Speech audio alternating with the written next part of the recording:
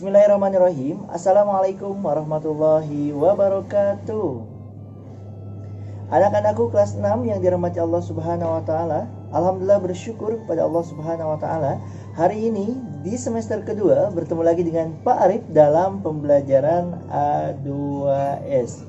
Materi kita hari ini yaitu keutamaan dan kemuliaan doa. Adapun tujuan pembelajarannya yaitu sebagai berikut.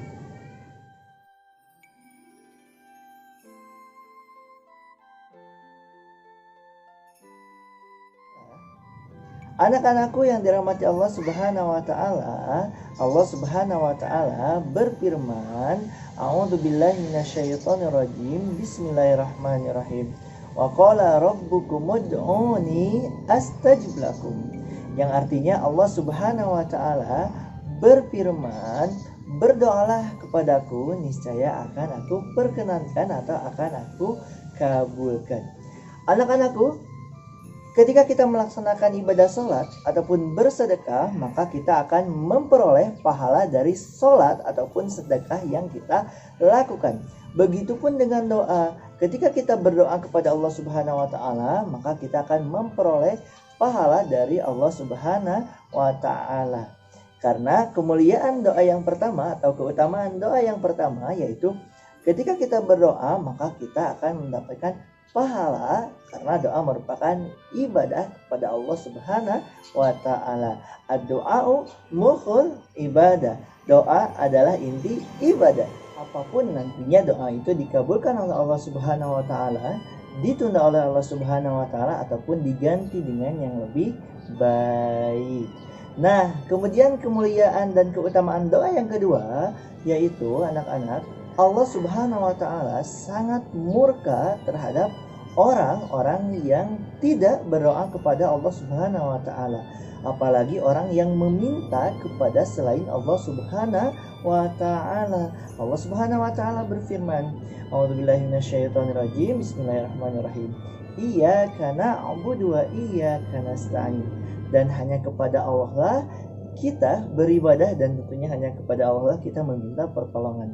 Tidak boleh di antara kita meminta kepada selain Allah. Tidak boleh di antara kita bergantung terhadap manusia yang lain. Anak-anakku, kemudian keutamaan dan kemuliaan doa yang ketiga yaitu doa dapat merubah takdir Allah Subhanahu wa taala. Ya, di kelas sebelumnya kita sudah pernah belajar bahwa takdir itu dibagi menjadi dua ya, ada takdir mu'alaq dan takdir mubram.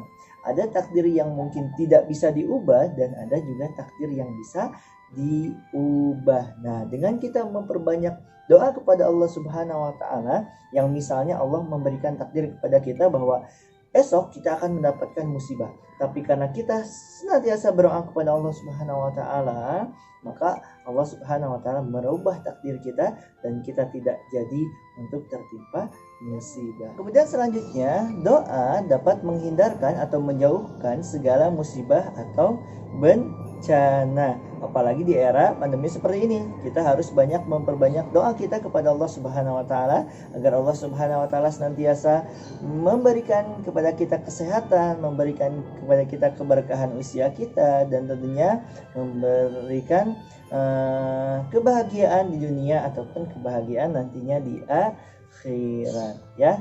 Nah, anak-anakku, intinya apapun yang kita lakukan ya, terutama pada saat selesai melaksanakan sholat, maka jangan lupa kita berdoa kepada Allah Subhanahu wa taala.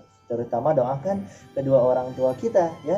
Setelah sholat, Assalamualaikum warahmatullahi wabarakatuh, Assalamualaikum warahmatullahi. Maka jangan langsung lari, jangan meninggalkan tempat sholat kita, tetapi doakan kedua orang tua kita yang senantiasa menyayangi kita, membesarkan kita dengan penuh kasih sayang.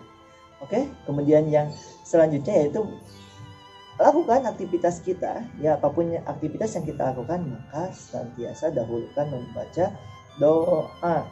Insya Allah apa yang kita lakukan akan dinilai ibadah di hadapan Allah Subhanahu wa taala. Mau makan membaca doa, sudah makan membaca doa, mau tidur sebelum tidur membaca doa ya, sudah tidur membaca doa.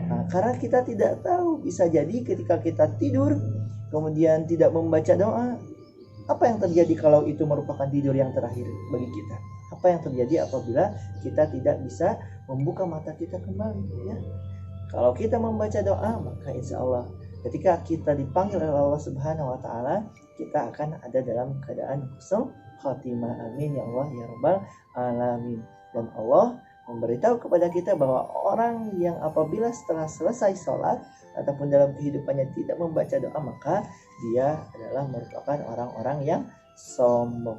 Dan ingat anak-anakku, itu saja mungkin yang dapat Bapak sampaikan pada kesempatan hari ini. Sebagai evaluasinya atau tugasnya, nanti anak-anak silakan tuliskan minimal 5 keutamaan dan kemuliaan doa. Dan untuk materi A2S hari ini ada di buku A2S kelas 6 halaman berikut ini. Terima kasih, mungkin itu saja yang dapat Bapak sampaikan. Semangat terus ya. Salam rindu Bapak buat keluarga yang ada di rumah, dan tentunya salam hormat Bapak buat keluarga yang ada di rumah. Hatur nuhun.